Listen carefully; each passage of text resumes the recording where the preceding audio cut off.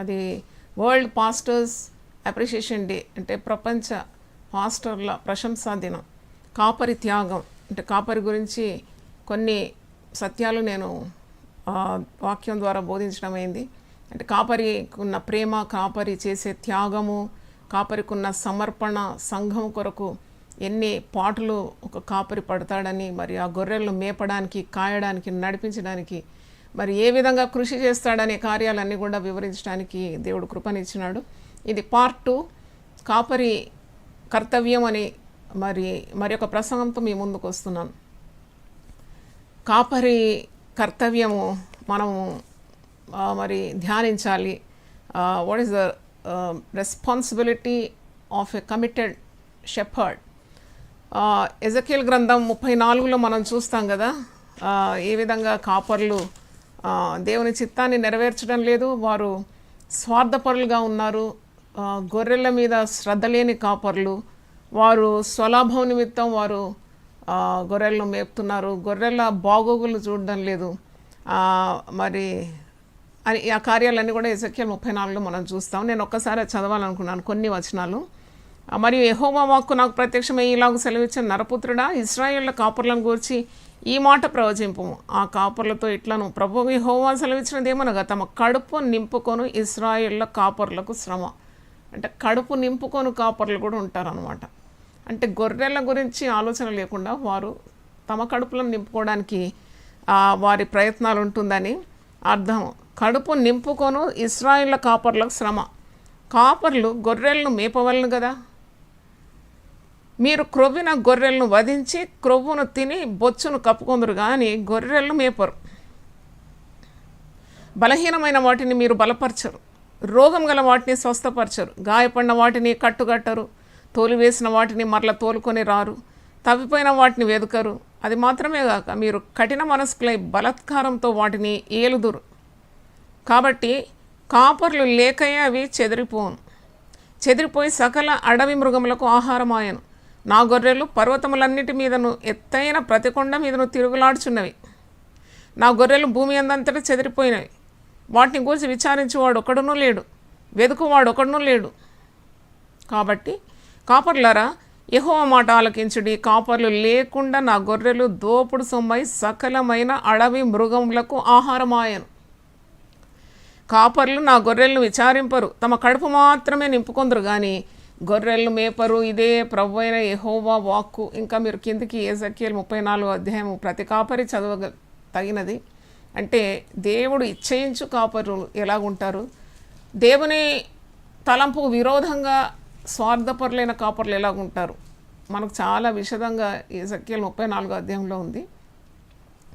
అంటే దేవుని చిత్త ప్రకారం ఉన్న ఒక కాపరిగాను పిలువబడిన పిలుపుకు తగినట్టు ఉంటే నిజంగా అది ఎంత ఆశీర్వాదకరం, ఆ గొర్రెలకు ఎంత దీవెనకరం. అంటే యేసుప్రభు అంటాడు, నేను గొర్రెలకు మంచి కాపరిని. అంటే నేను పోయిన ప్రసంగంలో కూడా చెప్పినాను, చెడు కాపర్లు కూడా ఉంటారు. కానీ ఒక మంచి కాపరి లక్షణాలు ఈరోజు మనం ధ్యానించాలి. అంటే ఒక సమర్థవంతమైన ఒక కాపరి యొక్క కర్తవ్యం ఏంటో మనం ఒక 7 కార్యాలు మీ ముందు ఉంచాలని నేను ఆశిస్తున్నాను. ప్రార్థన చేసినప్పుడు దేవుడు నాకు ఇచ్చిన మరి ఈ ఉపదేశం, అంటే నేను కూడా ఒక సంఘానికి కాపరిగా ఉన్నాను, దాదాపు 28 సంవత్సరాల నుండి అనుభవం. మరి ఆ దేవుడు నాకు నేర్పించిన కొన్ని పాఠాలు మీ ముందు ఉంచాలని నేను ఆశిస్తున్నాను. ఒక సమర్థవంతమైన కాపరి యొక్క కర్తవ్యం, the duties of A effective pastor. అంటే సామర్థ్యం గలవాడు, దేవుని చేత పిలువబడినవాడు, దేవుని చేత నియామకుడైనాడు. మరి ఇది ఒక ఆధిక్యత, ఈ బాధ్యత ఆధిక్యత రెండు కలిసి ఉన్నాయి చూడండి. ఒక కాపరిగా ఉండడం, ఒక సంఘానికి కాపరిగా ఉండడం, ఒక మందను మేపడం, కాయడం, నడిపించడం, పోషించడం, అది ఒక ఆధిక్యత. అలాగే అదొక బాధ్యతతో కూడింది అని మనము గ్రహించాలి. అంటే మనము ఈ దినాల్లో మనం చూస్తాం చాలామంది అంటే కాపర్ల మీద చాలా కాపర్ అంటేనే గేలు చేస్తున్నారు. పాస్టర్ అనే పేరు అంటే మరి టీవీలలో అంతా ఎక్కినారు చాలామంది పాస్టర్లు. మరి కొద్దిగా సత్యం ఉందో మరి అబద్ధం ఉందో మనకు తెలియదు. కానీ కాపర్లు గురించి చెడుగా ప్రకటనలు మనం చూస్తున్నాం. కాపర్ అంటేనే ఇప్పుడు అన్ని జనులు కూడా కొద్దిగా హడలవుతున్నారంటే జాగ్రత్త వహిస్తున్నారు. ఏంటి పాస్టర్లు వారు దొంగల, దుర్మార్గుల, వ్యభిచారుల, దోచుకునేవారా, మనుషులను మోసం చేసేవారా, మరి డబ్బు గడించేవారా అని ఇలాగొక చెడు కార్యాన్ని మనం చెవులకు వినబడుతుంది. మరి ప్రతి కాపరి కూడా మరి దేవుని పిలుపుకు అనుగుణంగా ఉండి చక్కగా తన బాధ్యతలు నిర్వహిస్తే దేవుని మహిమకరంగా ఉంటుంది, మరి ఆ సంఘానికి కూడా ఆశీర్వాదకరంగా ఉంటుంది. దాంట్లో అనుమానం లేదు. నేను మంచి కాపర్ల కర్తవ్యం చెప్తున్నాను, చెడు కాపర్ల గురించి నాకు అనవసరం. ఎందుకంటే దేవుడే తీర్పరి, నేను ఎవరికి తీర్పు తీర్చలేను. That's not my lookout.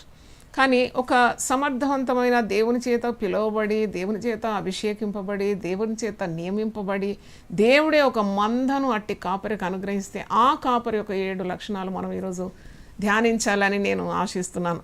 అంటే సమర్థవంతమైన కాపరి 7 పాయింట్స్. నేను what I'm going to discuss is the 7 points.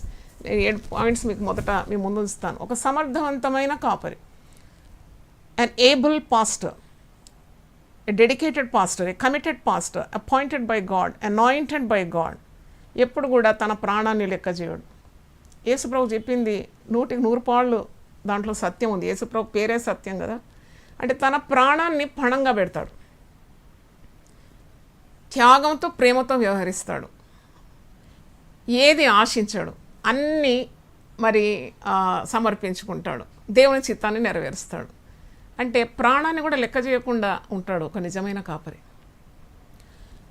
అంటే ప్రాణాన్ని, ఇప్పుడు పౌలు భక్తుడు చాలా గొప్ప కాపరి అని చెప్పాలి. ఎందుకంటే అంటాడు కదా, అసలు ఎవరు రోల్ మోడల్ ఒక కాపరికి కానీ, ఒక సేవకుని కానీ, ఒక ప్రవక్తకు కానీ, మరి ఒక సువార్థికుని కానీ, ఒక బోధకుని కానీ ఎవరు మాదిరిగా ఉన్నారని నేను మరి లేఖనాలన్నీ తరచి చూస్తే none other than apostle Paul మంచి మాదిరి చూపెట్టినాడు.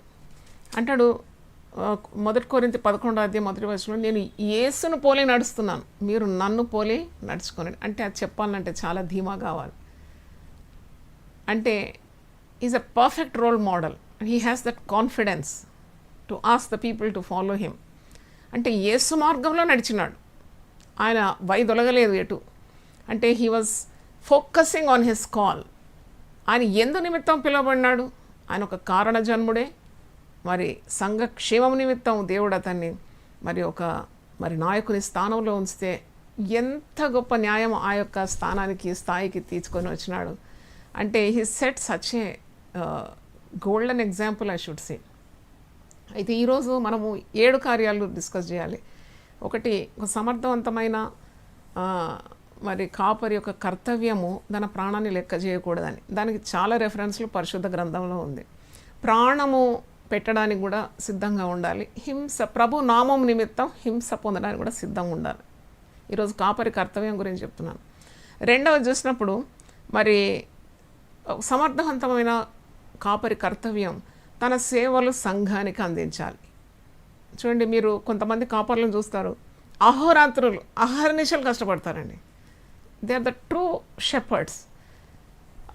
అంటే వారు తమ ఆరోగ్యాన్ని లెక్క చేయరు, వారు ఎంత ఖర్చు చేస్తున్నారో లెక్క చేయరు, వారి నిద్ర, ఆహారం ఇవన్నీ కూడా అంటే పోగొట్టుకుంటారు, వారి సుఖం పోగొట్టుకుంటారు, గొర్రెల కొరకు అంత ప్రయాసపడతారు. అట్టి కాపర్లందరికీ నేను మనస్ఫూర్తిగా ప్రభు పేరట శుభములు పలుకుతున్నాను. దేవుడు వారికి ఆరోగ్యము, ఆయుస్సు ఇవ్వాలని నేను ప్రతిరోజు ప్రార్థన చేస్తాను. అంటే they don't care anything, the call is important in their life. ఆ పిలుపుకే వారు ప్రాధాన్యత ఇస్తారు. అట్టి కాపర్లు మరి వాళ్ళు పలుకుతే దీవెన మీకు. వాళ్ళు ఇలాగంటే కూడా నేను అనుకుంటా నా హస్తం నుండి కూడా కిరణాలు పోతాయని. అందుకే చాలా మరి తేడా ఉంటుంది నకిలీ కాపర్లకు, అసలైన కాపర్లకు. ఈ సమర్థవంతమైన కాపర్లు అంటే అభిషక్తులు, వీళ్ళు కాపర్లు, వీళ్ళు తమ సేవలు always ready to serve the people. అది మీరు గుర్తుపట్టాలి. మొదటిది నేను చెప్పినాను, ప్రాణాన్ని లెక్క పెట్టరు. రెండవది, వారు సేవలు అందించడానికి ఎప్పుడు కూడా వెనుకాడరు. మూడవది చూసినప్పుడు మరి ఇట్టి కాపర్లు ఈ సమర్థవంతమైన కాపర్ల కర్తవ్యం గురించి నేను చెప్తున్నాను. వారు ఎప్పుడు కూడా వాక్యాన్ని ఉన్నట్టుగా బోధిస్తారు. మనుషులను మరి మభ్యపెట్టడానికి లేక వారిని ప్రీతిపరచడానికి, వారు మెచ్చుకోవడానికి ప్రసంగం చేయరు. వాళ్ళు గొర్రెల బాగోగులు కోరుతున్నారు కాబట్టి వాళ్ళు కొన్నిసార్లు గద్దిస్తారు, కొన్నిసార్లు హెచ్చరిస్తారు, కొన్నిసార్లు కఠినంగా మాట్లాడతారు.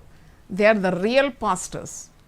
వాళ్ళు ఇచ్చే డబ్బును వారు లక్ష్యం చేయరు. ఒక ₹1,00,00,000 తెచ్చేసిన నీలో తప్పుంటే వారు ఎత్తిపెట్టి చూపెడతారు. అది ఒక నిజమైన కాపరి లక్షణము, కర్తవ్యము అని చెప్పాలి. అంటే చూడండి, ఏ స్వార్థం కోరడం లేదు. చూడండి, కొన్నిసార్లు కాపరి గద్దిస్తాడు, అప్పుడు వెంటనే వాళ్ళు అలిగి మందిరం వదిలిపెట్టిపోతారు. అట్టివారు ఎన్ని తిప్పలు పడతారో తర్వాత. అంటే నిజమైన కాపరి అని గ్రహించడం లేదు. ఆ కాపరి వాళ్ళ మేలు కోరి దిద్దుతున్నాడు, గద్దిస్తున్నాడు అని గుర్తించకుండా సంఘం మీద అలుగుడు, కాపరి మీద అలుగుడు, అదెంత మరి దౌర్భాగ్య స్థితి నన్ను అడిగితే. అంటే ఒక కాపరి శిక్షార్హమైన గద్దింపులు జీవమార్గము, నేను జీవమార్గంలోకి నడిపించాలి కదా కాపరి. నువ్వు ఇచ్చే డబ్బు కాదు ముఖ్యం, అయినా నువ్వు ఇచ్చేది కాపరికి కాదు. నిజమైన కాపరి ఉన్న డబ్బంతా మరి సంఘం కొరకే ఖర్చు పెడతాడు, తనకు బాగోగుల కొరకు ఖర్చు పెట్టాడు. ఏదో కొద్దిగా వాళ్ళ ఖర్చుల కొరకు వాడుతుండొచ్చు, ఎందుకంటే మరి వాక్యములు కూడా అలాగే ఉంది. మందిరము మరి పనులు చేసేవాడు మందిరం యొక్క, ఆలయం యొక్క మరి ఆదాయంతోనే బ్రతకాలని. కానీ ఈ నిజమైన కాపరి స్వచ్ఛంగా మందలను ప్రేమించేవాడు ఎప్పుడు కూడా వారి డబ్బు తీసి దాచుకొని లేక తన వాకిండ్లు ఇండ్లు ఎత్తు చేసుకోడు. That is for sure, because I have seen my own father. ఎందుకు? He is concerned about his flock. గొర్రెల బాగోగులు చూస్తాడు, అంతేగాని స్వలాభం అపేక్షించాడు. తర్వాత చూసినప్పుడు ఉన్నట్టు బోధిస్తాడని 3వ పాయింట్ చెప్పినాను. 4వది ఏంటంటే మరి విశ్వాసులను ఎదిగిస్తాడనమాట. ఎప్పుడు కూడా విశ్వాసుల మీద, ఆ మంద మీద తనకు ధ్యాస ఉంటుంది, నిద్ర పట్టదు. నేను అంటున్నాను కదా, ఒక నిజమైన కాపరికి ఎప్పుడు కూడా అధమరిచి నిద్రపోడు. వాళ్ళ గొర్రెలన్నీ గుర్తొస్తాయి అన్నమాట. గొర్రెలు ఎక్కడ పోయినాయి, గొర్రెలకు మేత ఉందా, గొర్రెలు ఎదుగుతుందా, గొర్రెలు తప్పిపోతుందా, గొర్రెలకు ఏదైనా జబ్బు వచ్చిందా, గొర్రెలు కృంగిపోతున్నాయా, ఇదే ఉంటుందండి కాపరి మనసులో. కాపరి మనసు అంటే యేసు క్రీస్తు మనసు. The shepherd's heart is nothing but the heart of Jesus. Yesu యొక్క స్వభావము ఒక మరి నిజమైన కాపరిలో ఉంటుంది. కనుక ఎప్పుడు కూడా మరి దేవుని వాక్యంలో వారు ఎదగాలని, పరిపక్వత పొందాలని. చూడండి, ఒక దగ్గర పౌలు అంటాడు, మీరు క్రీస్తు యేసు శిరస్సు మట్టుకు ఎదగాలని ఆశిస్తున్నాను అంటాడు కదా. అలాగా పరిపక్వత రావాలని ఒక నిజమైన కాపరి ఆశిస్తాడు. మరి 5వది చూసినప్పుడు ఈ మందను మేపడానికి కానీ, మందను కాయడానికి కానీ,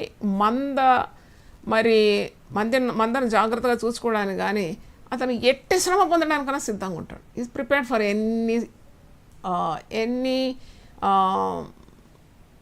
ట్రబుల్. అంటే ఇప్పుడు చూడండి, ఎన్ని కష్టాలైనా, ఎన్ని శ్రమలైనా తన మంద కొరకు పొందడానికి సిద్ధంగా ఉంటాడు. అందుకే వాక్యంలో యోహాను సువార్త 10వ అధ్యాయంలో యేసుప్రభు అంటాడు కదా, నిజమైన కాపరి మందను వదిలిపెట్టి ఎక్కడ పోడు, మంద కొరకు ప్రాణం పెడతాడు. మరి ఎలుగుబంటి వచ్చింది, సింహం వస్తుంది, క్రూరమైన జంతువు వస్తే మరి ఆ మందను వదిలేసి పారిపోడు, ఎప్పుడు మందతోనే ఉంటాడు. అటు జంతువులతోటి, క్రూరమైన జంతువులతో పెనుగులాడి తన మందను రక్షించుకుంటాడని దావీదు మనకు మంచి ఉదాహరణ కదా. 1 సమూయేలు 17వ అధ్యాయంలో సౌలుతో అంటాడు, దావీదు అంటాడు కదా, ఎలుగుబంటి వచ్చింది, సింహం వచ్చింది, నా గొర్రెలను ఎత్తుకొని పోవడానికి నేను వాటిని కొట్టి చంపినాను, నా గొర్రెలను నేను సంరక్షించుకున్నాను. That shows a true shepherd. He will not run away from problems. కొందరు పాస్టర్లు ఏం చేస్తారంటే మరి ఆ సంఘములో సమస్య రాగానే అక్కడి నుండి వారు మూట ముళ్ళ చదురుకొని వెళ్ళిపోతారు. అంటే ఇప్పుడు నేను అనుకుంటాను, వీళ్ళకి మంద మీద ఇంత కూడా కనికరం లేదా?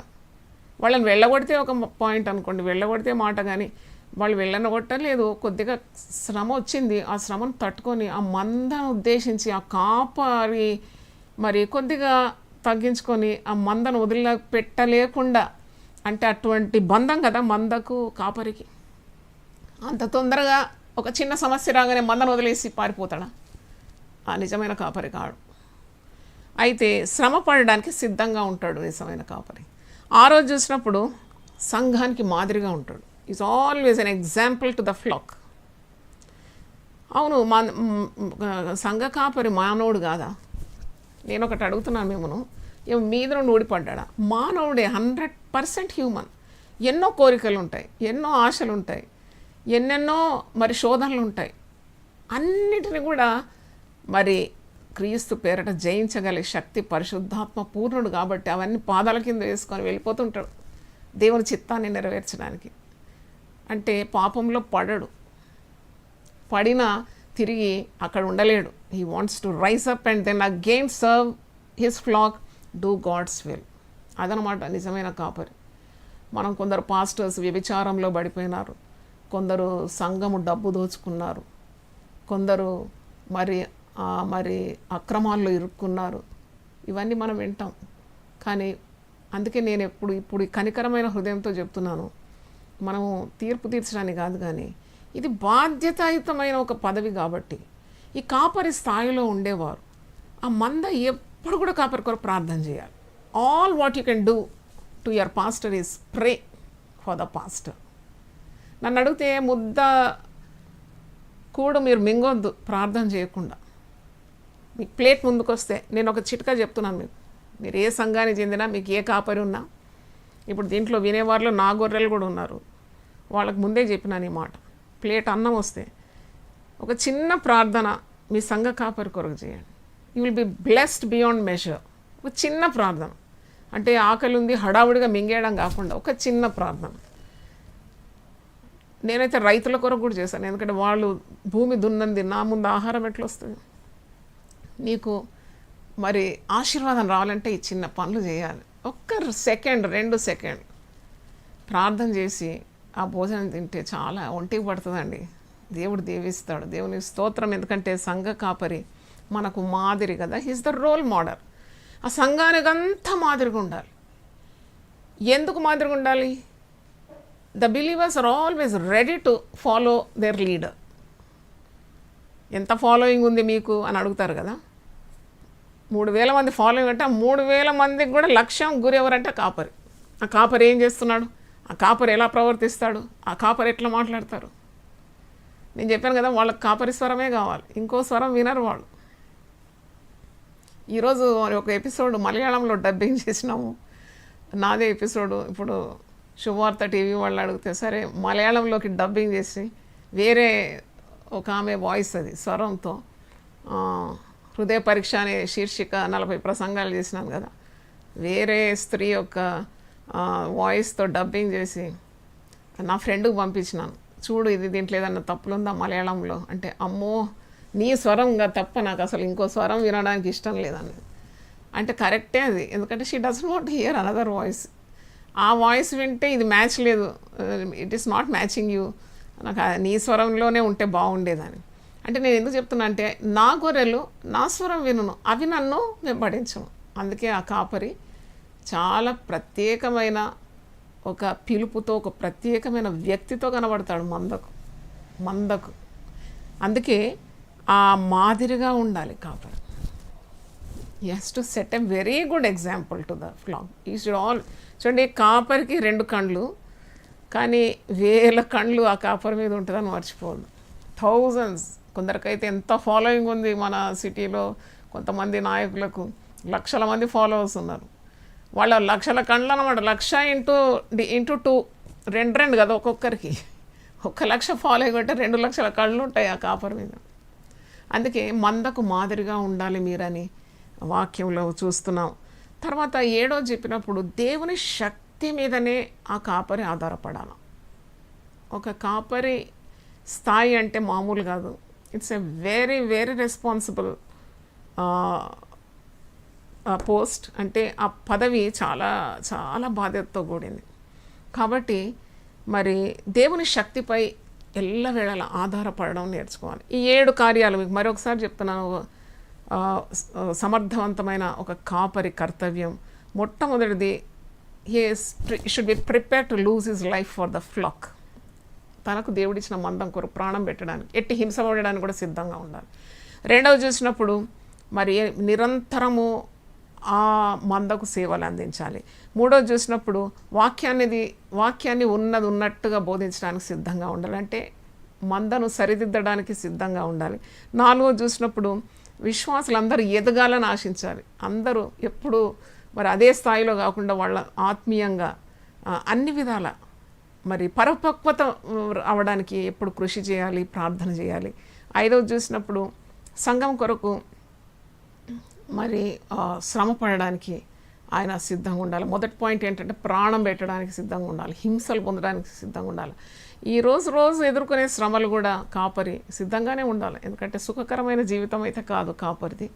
7 చూసినప్పుడు సంఘానికి మాదిరిగా ఉండాలి. 6 చూసినప్పుడు సంఘానికి మాదిరిగా ఉండాలి. 7 చూసినప్పుడు ఎల్లప్పుడూ దేవునిపై ఆధారపడాలి కాపరి. ఎందుకంటే ఆయన మన ప్రధాన కాపరి. దేవుని శక్తి మీద, దేవుని ఉనికి మీద ఆధారపడినప్పుడే సంఘాన్ని చక్కగా మరి తీసుకొని వెళ్ళగలడాన్ని అనుభవం ద్వారా చెప్తున్నాను. దేవుని స్తోత్రం, హల్లెలూయా. మరి ఇక్కడ కొలస్సీ పత్రికలో మనం చూసినప్పుడు 1వ అధ్యాయము పౌలు ఏ విధంగా తన సంఘం అంటే కొలస్సీలోకి రాసేటప్పుడు పౌలు బంధకాల్లో ఉన్నాడు. It is called a prison ఎపిస్టిల్. అంటే బంధకాల్లో ఉండి కూడా మరి ఇబ్బందులు పడుతూ శ్రమ పడుతూ మరణం ఎప్పుడో అని ఆ యొక్క మరి తలంపులలో ఉన్న సంఘం గురించి ఉన్న భారం ఆయనకు ఎంతగా ఉందంటే వాక్యం నుండి మీకు చదివి వినిపిస్తాను. కొలస్సీ పత్రిక 1వ అధ్యాయము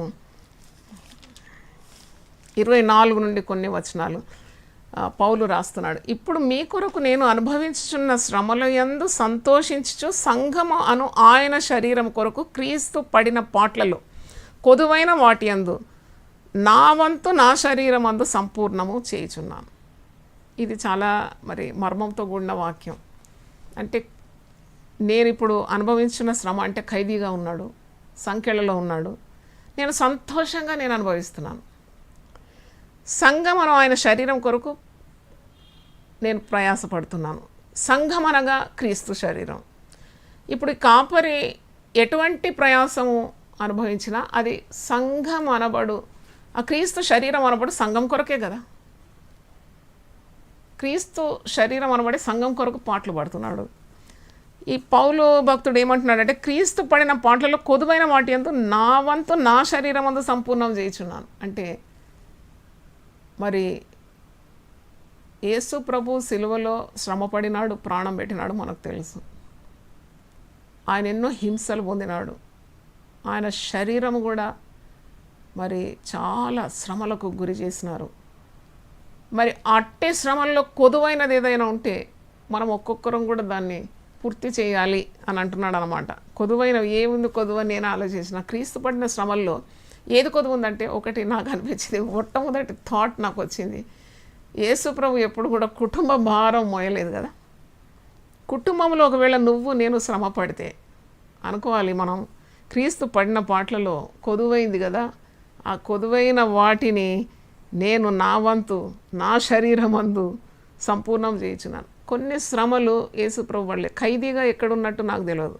యేసుప్రభు పౌలు ఎన్ని ఇబ్బందులు పడినాడు, ఎన్ని శ్రమలు పడినాడు. 2 కొరింథీ 11వ అధ్యాయంలో మనం 23వ వచనం నుండి కొన్ని వచనాలు చూస్తే the troubles and trials and temptations అంటే ఎంత ఇబ్బందులు పడినాడు, దాని శరీరం ఎంత గాయపరచబడ్డది.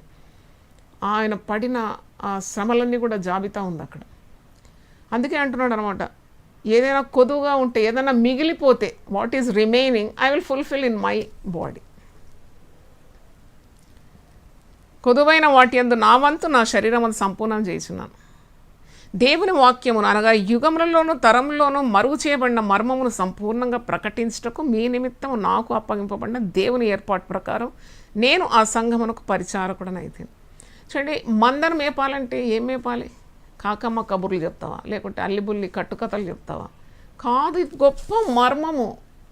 ఈ మర్మము అర్థం చేసుకోవడానికి కాపరికి జ్ఞానము, ప్రత్యక్షత గల మనసు అనుగ్రహించబడాలని పౌలు ఎఫెసీయులకు రాస్తూ 1వ అధ్యాయంలో కూడా అంటారు, మీకు జ్ఞానము, మీకు ప్రత్యక్షత గల మనసు మీకు కలగాలని నేను అహోరాత్రులు ప్రార్థన చేస్తున్నాను. మీ కన్నులు విప్పబడాలని, క్రీస్తు యొక్క శక్తి, క్రీస్తు యొక్క మహదైశ్వర్యము ఎలా ఉందో మీకు జ్ఞానం కలగడానికి నేను ప్రార్థన చేస్తున్నాను, మీ కన్నులు విప్పబడాలని ప్రార్థిస్తున్నాను అంటాడు. అంటే ఈ మర్మాలన్నీ కూడా కాపరికి ఒక బాధ్యత ఏంటంటే he has to dig out the treasures from the scriptures and give to the flock. అది కాపరి బాధ్యత. అది చాలామంది కాపరులు చాలా మరి బద్ధకస్తులు, కొత్త కొత్త ప్రసంగాలు చేయరు, అరిగిపోయిన రికార్డులాగా ఎప్పుడో చేసింది అన్నీ ఏముంటాయి ఏదేదో తెచ్చి ప్రజలకు ఇస్తారా అండి? అంత ఫ్రెష్ ఫుడ్ ఇవ్వాలి. అప్పుడు మందలు ఎంత ఆరోగ్యంగా ఉంటాయి, ఎంత ఏ రోగం రాకుండా మంచిగా బలిసిన గొర్రెలు ఉంటాయి. అన్నీ ఏ కష్టం వచ్చినా ఎదుర్కోవడానికి సిద్ధంగా ఉంటాయి గొర్రెలకు పచ్చి మేత ఇవ్వాలి, అది గబగబగబ తినేస్తుంది. కొందరు అలుగుతుంటారు కదా పాస్టర్స్, మా మందలోని గొర్రెలు ఆ సంఘానికి పోయినాయి, మా మందలో గొర్రెలు ఈ సంఘానికి పోయి. నీదే తప్పు నన్ను అడిగితే, ఎందుకంటే వాళ్ళకి పచ్చి మేత కనబడ్డది వెళ్ళిపోయినారు. ఏం చేస్తావు, నీకు ఇవ్వచేత కాలేదేమో అంటే అంటున్నాడంట. విశ్వాసుల యొక్క పరిపక్వత కొరకు అంటే ఎదుగుదల కొరకు ఆ కాపరి శ్రమ పడాలి. మరుగై ఉన్న మన్నా అంటే తెలియబడని సత్యాలు మర్మాలు అన్నీ కూడా పరిశుద్ధ గ్రంథం నుండి అతను పఠించి మరి మందకెయ్యాల గడ్డి. కొన్నిసార్లు పచ్చిగడ్డి దొరకకుంటే రోడ్డు మీద కొన్ని జంతువులు ఎండిపోయిన కాగితాలు ఆ చెత్త చెదారం అంతా తింటాయి. చూడండి, పచ్చిగడ్డి కరువు అయితే పోయి కాగితాలు మేస్తాయి, అది జబ్బు పడి వస్తాయి. అలా కాదు, కాపరి బాధ్యత అంటే పచ్చగడ్డి వేయాలి. ప్రతి వారం క్రొత్త ప్రసంగంతో ముందుకు రావాలి. కాపరిగా ఉండి సోమరిగా నిద్రపోయి బద్ధకస్తులుగా ఉండి దేవుని వాక్యం సరిగా ఎప్పుడో గుర్తున్న 4 మాటలు చెప్తే నువ్వు జవాబుదారివే.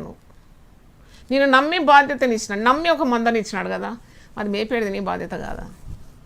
నేను దేవుని మాట చెప్తున్నా, దేవుని ఆత్మతో చెప్తున్నా. కాబట్టి that's the prime responsibility of the pastor to feed the flax. మరి ఇక్కడ అన్యజనులలో కూడా నువ్వు చాటించాలి. ఇక్కడ క్రింద చూస్తే అన్యజనులకు కూడా ఈ మర్మం యొక్క మహిమైశ్వర్యం ఎట్టిదో అని మీ అందున్న క్రీస్తు మహిమ నిరీక్షణ అయి ఉన్నాడనే సంగతి దేవుడు తన పరిశుద్ధులకు తెలియపరచగోరి ఇప్పుడు ఆ మర్మమును వారికి బయలుపరచాను. అంటే ఇంకా చాలా మిస్టీరియస్ ఉన్నది ఇవన్నీ. అంటే మీకు చులకగా ఉండడం చెప్తున్నాను, చులకగా అర్థం చేయడానికి చెప్తున్నాను. ఏంటంటే you have to bring out the spiritual truths and explain to not only a flock but the gentiles who are waiting to hear the truth. అన్యజనులు కూడా వస్తారు సంఘాన్ని. ఈ దొడ్డివి కానీ గొర్రెలు ఉన్నాయి, అవి కూడా ఉన్నాయి దీంట్లో అని అంటాడు కదా యోహాను సువార్త 10వ అధ్యాయంలో. వాళ్ళకు కూడా అర్థమయ్యే రీతిగా, వాళ్ళు కూడా ఆకర్షింపబడే రీతిగా నువ్వు పరిశుద్ధ గ్రంథంలోని సత్యాలు బోధించాలి అని అర్థము. దేవునికి స్తోత్రం, హల్లెలూయా. ఇంకా మనము చూసినప్పుడు అంటే మొట్టమొదటి పాయింట్ ఏంటంటే కాపరి తన గొర్రెల కొరకు ప్రాణం పెట్టడానికి సిద్ధంగా ఉండాలి. అది ఒక అసలైన కాపరి లక్షణంగా ఉండాలి. తప్పించుకొని తిరగడానికి కాదు. మరి గొర్రెల కొరకు అంటే everything he has to pay a prize అన్నమాట. ఒక వెల చెల్లించాలి, ప్రాణం వరకు వస్తే కూడా చెల్లించాలి. యేసుప్రభు ఈ మాట చెప్తాడు, గోధుమ గింజ భూమిలో పడి అది చస్తేనే కానీ నూరంతలుగా మరి ఫలించదని. యోహాను సువార్త 12వ అధ్యాయము 24వ వచనంలో ఆ మాట నేను చదువుతున్నాను.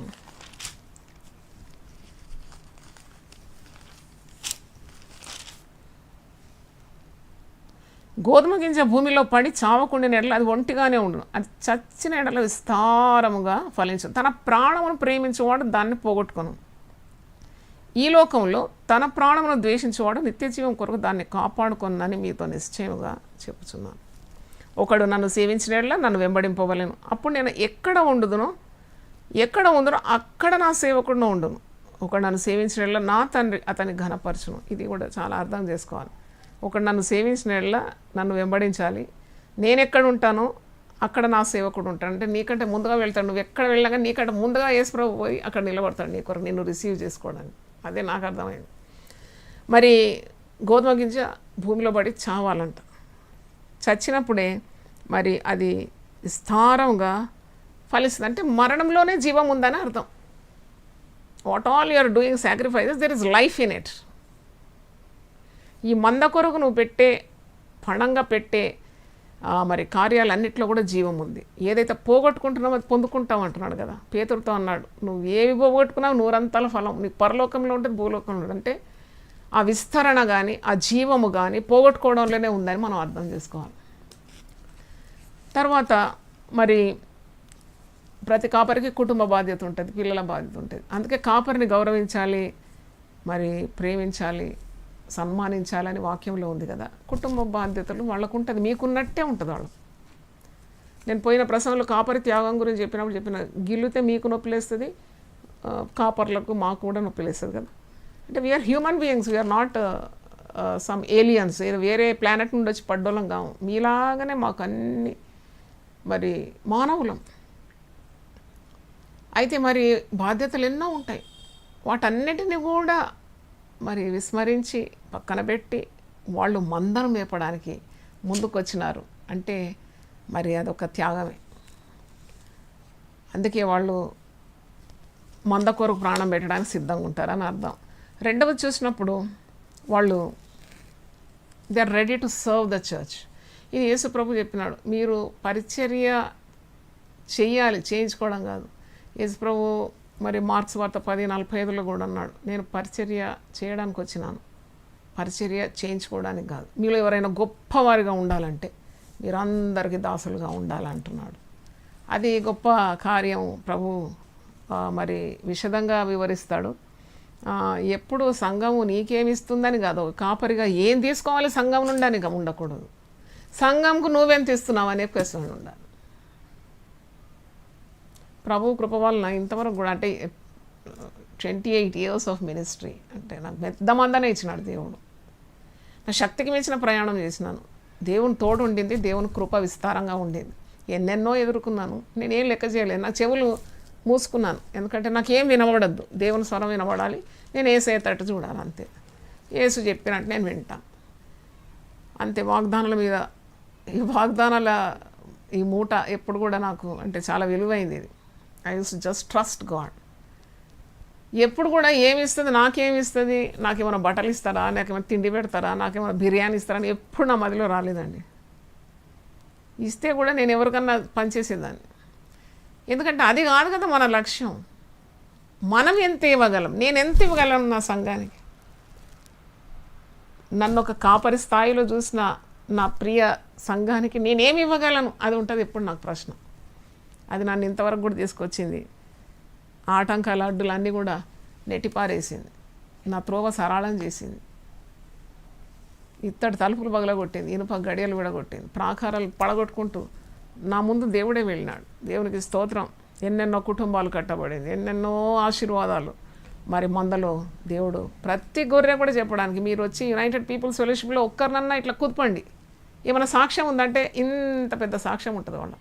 వాళ్ళ జీవితాలు మారింది. నేను అన్నాను కదా, వాళ్ళ తలరాతలే మారింది, వాళ్ళ ఆత్మీయ స్థితిలో ఎదిగినారు. ఇవన్నీ ఎలా జరుగుతుంది? అది కేవలం పరిశుద్ధాత్మ కార్యం, అందుకే జరిగింది. దేవునికి స్తోత్రం, హల్లెలూయా. తర్వాత మరి మూడవది నేను చెప్పినాను కదా, మందకు మాదిరిగా ఉండాలి కాపరి. నువ్వేం చేస్తావో ఆ మంద అలాగే చేస్తుంది. దీని గురించి మొదటి పేతురు ఏమంటున్నాడో చూద్దాం. మొదటి పేతురు పత్రిక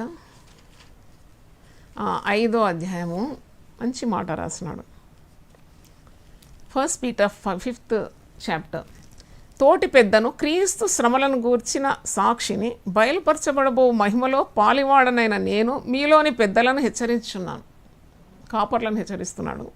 బలిమి చేత కాక దేవుని చిత్త ప్రకారం ఇష్టపూర్వకంగాను దుర్లాభాపేక్షతో గాక సిద్ధ మనసుతోను మీ మధ్యనున్న దేవుని మందను పై విచారణ చేయుచు దాన్ని కాయుడి. మీకు అప్పగింపబడిన వారిపైన ప్రభువులైనట్టుండక మందకు మాదిరిగా ఉండుడి. ప్రధాన కాపరి ప్రత్యక్షమైనప్పుడు మీకు వాడబారని మహిమ కిరీటము పొందుదురు. మీరు పొందుకుంటారు వాడబారని మహిమ కిరీటం. మందకు మాదిరిగా ఉండండి, వారి మీద ప్రభువులైనట్టు ఉండకండి. ఇప్పుడు కాపరి చేతిలో ఒక దండం ఉంటుంది, ఒక దుడ్డుకర్ర ఉంటుంది. దుడ్డుకర్ర ఏమో అందరి కొమ్మను ఇట్లా వంచి ఆకులు గొర్రెలకు తినడానికి వీలుకరంగా కాపరి చేస్తుంటాడు. అంటే he will bend the branches. అది వంచడానికి దుడ్డుకర్ర. దండం ఎందుకంటే అది అటు ఇటు పోయినప్పుడు ఒక దెబ్బ కొడతాడు, ఒక చిన్న దెబ్బ అంతే. ఆ దండంతో ఆ గొర్రెను కొట్టి చంపడానికి కాదు, జస్ట్ టెండింగ్ అనమాట. టెండింగ్. నేను ఎక్కడో చదివాను, tact is bending without breaking అంట. ఒక మనిషి యుక్తిపరంగా ప్రవర్తించాలి అంటే ఈ should bend but not break. చూడండి, భార్య భర్తలు మరి తగులాడుకుంటారు కదా, అందరు గృహాల్లో ఉంటుంది, కొత్త ఏం కాదు. అయితే ఇప్పుడు చాలా కఠినంగా వ్యవహరించి ఆ భార్య ఇల్లు వదిలిపోతే ఏం ప్రయోజనం?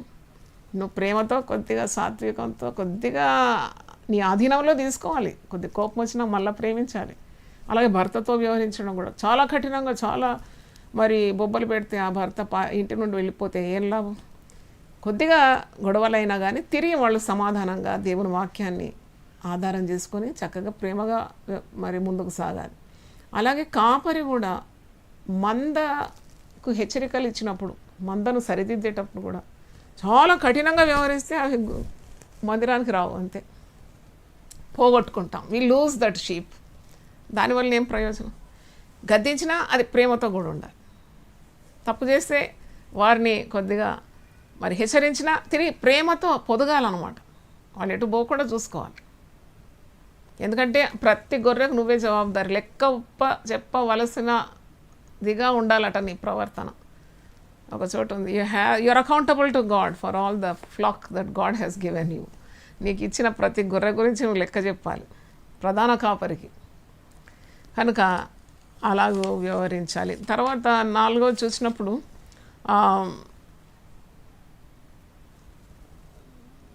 దేవుని వాక్యాన్ని క్షుణ్ణంగా పఠించి, నేను ఇంతకుముందు చెప్పినట్లు స్వచ్ఛమైన దేవుని వాక్యంతో సిద్ధంగా ఉండి వారికి మరి దేవుని వాక్యాన్ని పఠించాలి. అంటే you have to study the word correctly, you have to spend time at the feet of God. Ezekiel గ్రంథం 3వ అధ్యాయంలో కూడా ఉంది, నరపుత్రుడా నువ్వు చక్కగా నిలబడి నేను నీతో మాట్లాడతాను, ఈ పుస్తకాన్ని నువ్వు భక్షించినాక ప్రకటించాలి. కానీ ఈ దినాల్లో ప్రకటించిన తర్వాత కూడా భక్షించడం లేదు.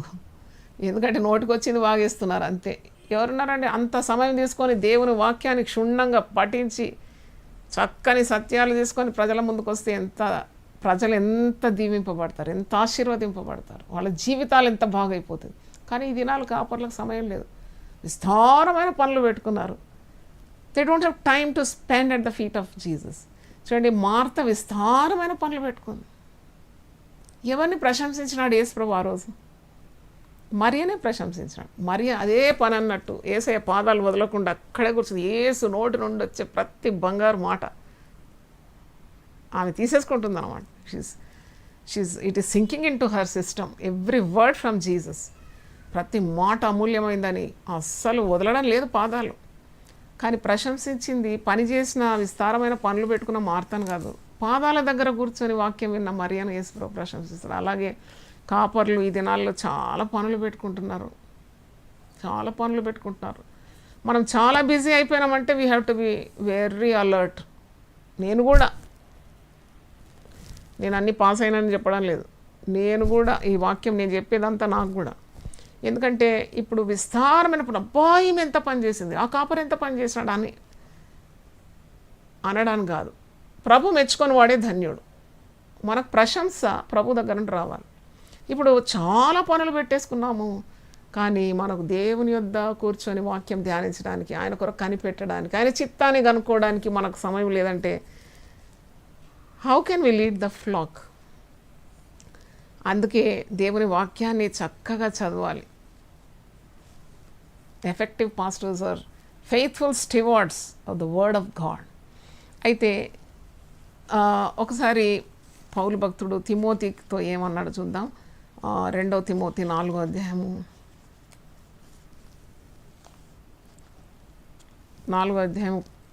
2వ తిమోతి 2వ అధ్యాయం 15వ వచనం చదువుతాను.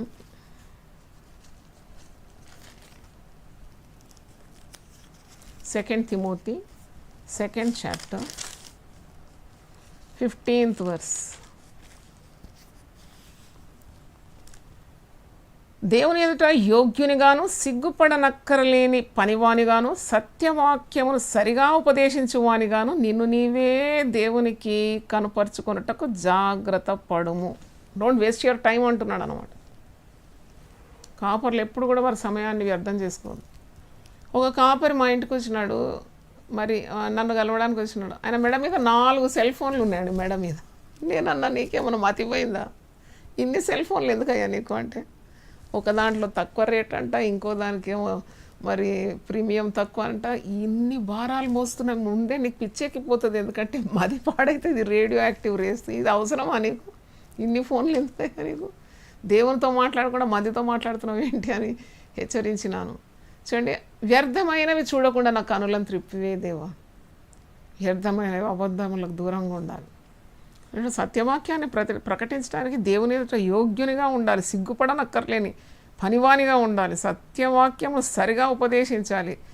అలాగూ నీవు దేవునికి నిన్ను నీవే కనపరుచుకుంటా జాగ్రత్త పడము. అపవిత్రమైన వట్టి మాటలకు విముఖుడవై ఉండుము. అట్టి మాటలాడువారు మరి ఎక్కువగా భక్తిహీనులగుదురు. తర్వాత 3:16 ఈ మాట ఉంది.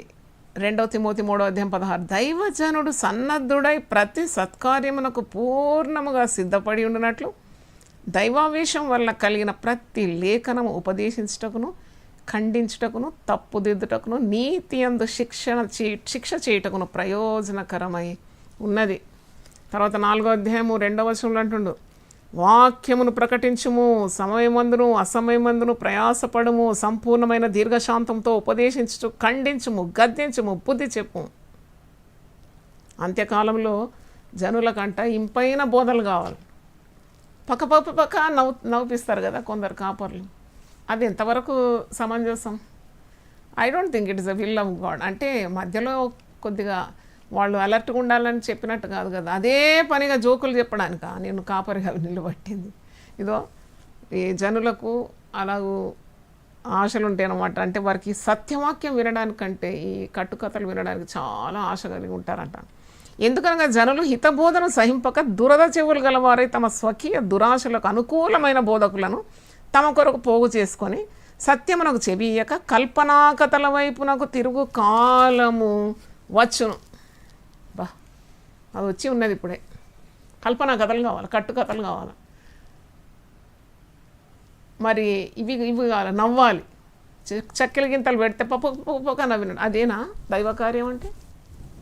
దైవకార్యం అది నీ రోగం పోవాలి, వాక్యం విన్నప్పుడు సరైపోవాలి.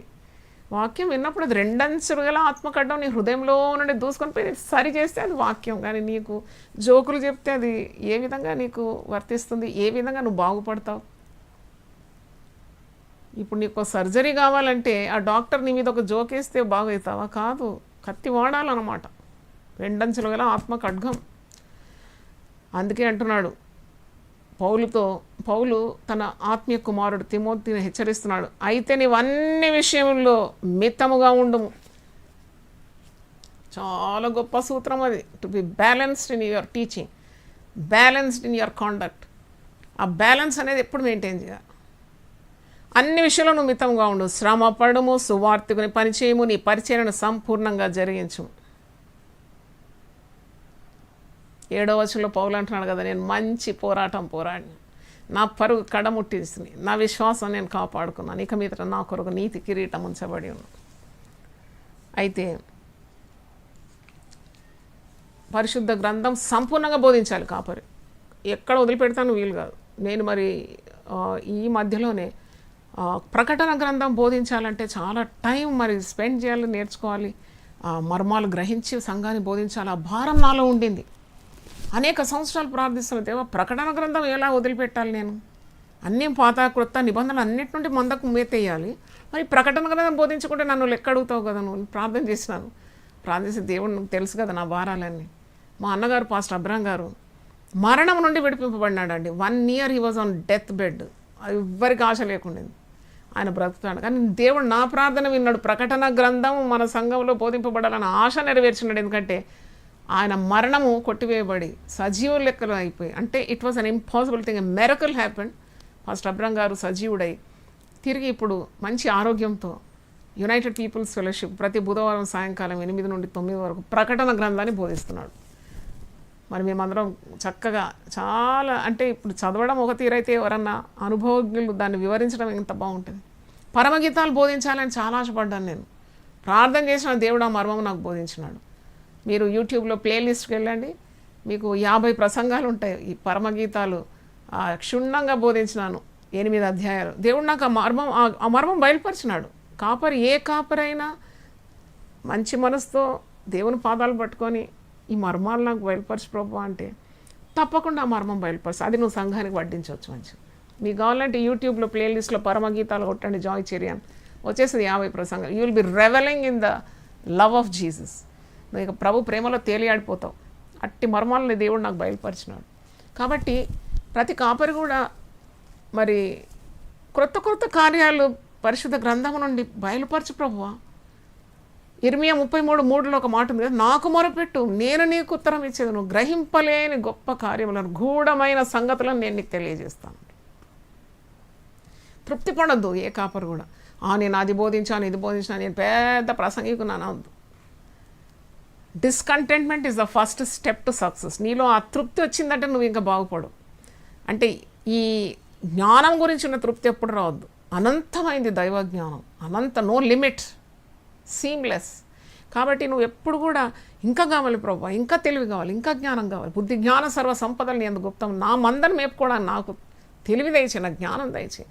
నేను అద్భుతమైన రీతిలో నా మందతో మరి నేను మాట్లాడాలి. అవును, దేవుడు తప్పకుండా సహాయం చేస్తాడు. బుద్ధివాక్యం జ్ఞానవాక్యం అనేది 9 వరాల్లో 2 వరాలు కదా. అంటే ఆ మందకు ఏం కావాలో అదే వడ్డించడం. ఆ మంద యొక్క నాడి తెలుసుకుంటాడు కాపరి. ఏ గొర్రెకు ఏది అవసరమో మందకు దేవుడు, మందకులో ఉన్న బాధలన్నీ కూడా కాపరికి తెలిసిపోతుంది. అదేనమాట కాపరి ఎప్పుడు కూడా he should be in contact with God. ఆ ప్లగ్ పెట్టే ఉండాలి ఆ సిస్టంలో. అప్పుడే దేవుని మనస్సు, ఆ కాపరి మనస్సు ఒకటైపోతుంది. అది మనము గమనించాలి. తర్వాత అంటే చాలా కార్యాలు మాట్లాడాలి కానీ సమయము సంకుచితంగా ఉన్నందుకు నేను తొందరగా చెప్పి ముగిస్తాను. ఇంకా 5వది మనం చూసినాం కదా, ప్రతి గొర్రెను కూడా ప్రతి విశ్వాసిని కూడా మరి క్రీస్తు శిరస్సు మట్టుకు ఎదగడానికి అంటే అలాంటి ప్రయత్నం తప్పకుండా చేయాలి. అంటే ఇప్పుడు చూడండి, ఒక తల్లికి 5గురు ఉన్నారు పిల్లలు, ఒక్క పిల్ల మాత్రం అవుటిగా ఉంటే ఆ తల్లి మనసంతా అవుటి పిల్ల మీదనే ఉంటుంది. అలాగూ కాపరి కూడా బలిసిన గొర్రెల మీద ధ్యాస లేకుండా అందరికీ అలాగే ఉంటుంది. వాళ్ళు పెద్దోళ్ళు అండి, పెద్దోళ్ళు రాగానే పెద్ద పీటలు వేస్తారు. మరి చిన్న గొర్రె ఎక్కడ పోవాలా? చిన్న గొర్రెని చూడండి, యేసు ప్రభు భుజం మీద వేసుకున్నట్టు పటం చూస్తాం మనం. అదంతా వాక్యంలో ఉంది, ఎజెకియల్ గ్రంథంలో. చిన్న వాటిని, పాలిచ్చే వాటిని ఎంత మెల్లగా నడిపిస్తాడంట. అంటే అలాగూ మనకు we have to tend the flax. అంటే ఇక్కడ వాళ్ళ పరిపక్వం పొందున్నా నువ్వు ఇచ్చే మేత వాళ్లకు డైజెస్ట్ అవుతుందా అంటే అవన్నీ చూస్తారు కాపరి. అంటే అజీర్త్యా లేకుంటే తిన్నది గడ్డి లేక మేత కక్కి వేస్తున్నారా, లేక అది వాళ్ళ ఒంటికి పడుతుందా, అంటే వాళ్ళ ఆత్మీయ జీవితం ఎదుగుతుందా, ఇవన్నీ కూడా చూడాలి కాపరి. హల్లెలూయా, స్తోత్రం స్తోత్రం స్తోత్రం. కొలస్సీ పత్రికలో ఆ మాట ఉంది, ఒకసారి చదువుతాను. 1:28 చూడండి. కొలస్సీ పత్రిక 1వ అధ్యాయము 28వ వచనంలో ఆ మాట మీకు కనబడుతుంది. 1:28. ప్రతి మనుషుని క్రీస్తునందు సంపూర్ణంగా చేసి ఆయన ఎదుట నిలువబెట్టవలనని సమస్త విధములైన జ్ఞానముతో మేము ప్రతి మనుషునికి బుద్ధి చెప్పుచు ప్రతి మనుషునికి బోధించుచు ఆయనను ప్రకటించున్నాం. చూడండి, సీ హిస్ గోల్, అది ఆయన గురి అన్నమాట. క్రీస్తు ఎదుట మేము పరిపక్వమైన ఒక మనిషిని నిలబెట్టాలి.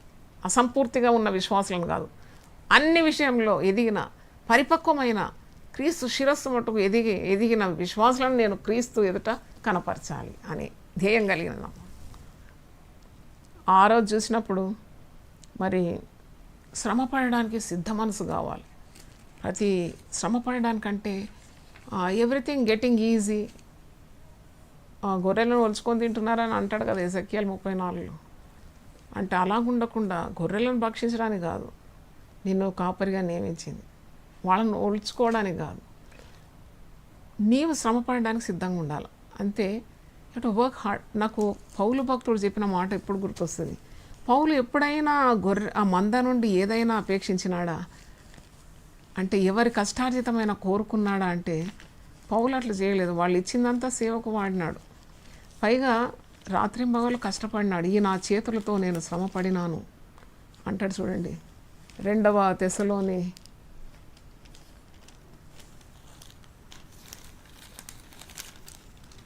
3వ అధ్యాయము 8వ వచనాన్ని చదువుతున్నాను. 2 Thessalonians 3rd chapter 8th verse. ఎవని యొద్దకు ఉచితముగా ఆహారం పుచ్చుకొనలేదు, ఎవని యొద్దను నేను ఉచితంగా ఆహారం పుచ్చుకోలేదు అంటున్నాడు పౌలు గారు. మేము మీలో ఎవనికి భారంగా ఉండకూడదని ప్రయాసంతోనూ కష్టంతోనూ రాత్రింబగళ్ళు పని చేయొచ్చు జీవనం చేసి తిని. మేము కష్టపడ్డాం, మీరు తెచ్చిన డబ్బుతో మేము తిని సంతోషించలేదు. వి స్ట్రగుల్డ్ హార్డ్ అంటున్నాడు. మీరు మమ్మను పోలి మేము మీలో ఎవరికి భారంగా ఉండకూడదని ప్రయాసంతోనూ కష్టంతోనూ రాత్రింబగళ్ళు పనిచేయచ్చు జీవనం చేసి తిని. మీరు మమ్మను పోలి నడుచుకున్న వల్లని మమ్మను మేము మాదిరిగా కనపరుచుకున్నట్టుకే ఇలాగ చేస్తే కానీ మాకు అధికారం లేదని చేయలేదు. మాకు అధికారం లేదా మీ దగ్గర నుండి మేము తినడానికి? ఇంకో దగ్గర అంటాడు గలతీ 6 శ్రేష్టమైనదంతా కాపర్లకు ఇవ్వాలి, సేవకులకు ఇవ్వాలి, మీరు వండుకున్న వంటకంలో కూడా ఇవ్వాలని. అయినా కానీ పౌలు ఎప్పుడు ఆశించలేదు. ఈవెన్ దో ఈ డిజర్వ్స్ ఇట్. ప్రాణం పెట్టే మనిషికి పొట్టకూటికి ఇంత ఇవ్వరా మంద?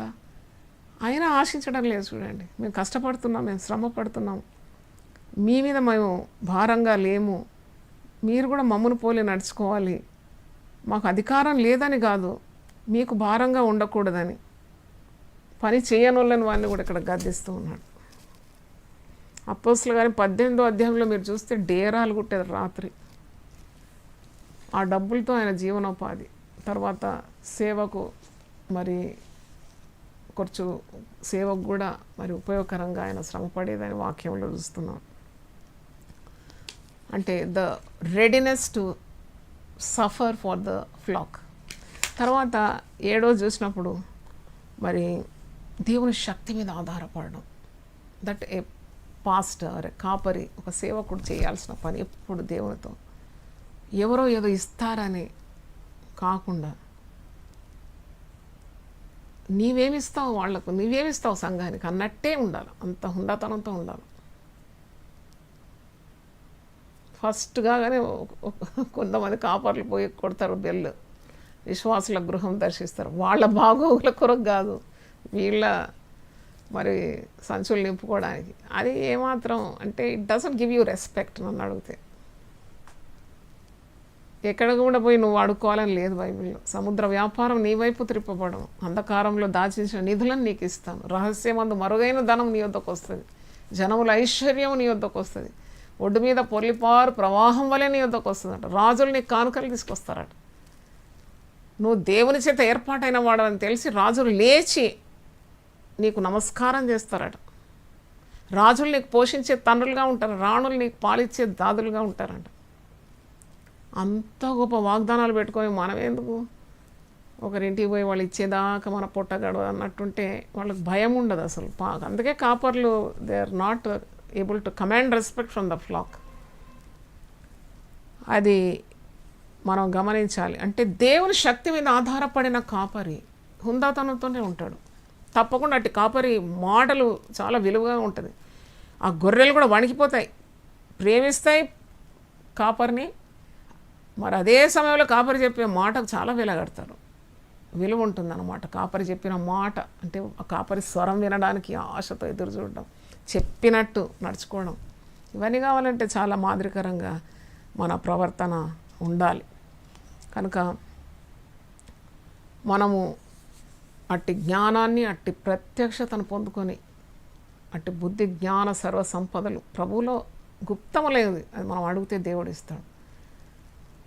How you should run your church. కొందరు వస్తారు నన్ను కలవడానికి, కాపర్లు, సేవకులు, అమ్మా ఏ విధంగా మీరు ఇంత పెద్ద సంఘాన్ని ఎలాగా నడిపిస్తున్నారమ్మా? నేనన్నా దేవుడు నాలో ఉన్నాడు, నేను దేవుణ్ణి అడుగుతుంటాను, ఎప్పుడు ఆయనతో కనెక్ట్ అయి ఉంటాను, ప్రార్థన చేస్తాను, నాకు తలంపులు ఇస్తాడు, నేను అది అమల్లోకి తీసుకొస్తాను, ప్రజలు దానికి లోబడతారు, మరి అలాగూ దైవ కార్యాలు జరుగుతున్నాయి అని చెప్పాను.